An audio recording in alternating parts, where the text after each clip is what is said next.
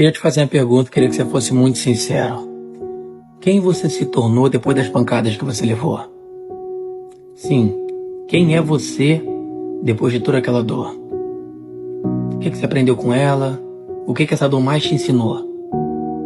Eu sei que na maioria das vezes parece que ninguém se preocupa contigo, mas a pergunta que eu faço é: o que essa solitude te ensinou? O que essa dor te transformou? Quem literalmente é você depois dela? Tem gente que usa a dor para se transformar numa pessoa ruim. Outras usam a dor para se transformar na pessoa melhor. E a pergunta que eu te faço é: essa dor deixou você melhor ou pior? Se você usa a dor para se transformar na pessoa pior, você se tornou pior do que a pessoa que deixou você assim. Se você usa a dor para se fortalecer, então você aprendeu o sentido da vida. Dores vêm para te ensinar. A todo momento, a todo vapor. Por isso eu te pergunto: quem você é depois da dor?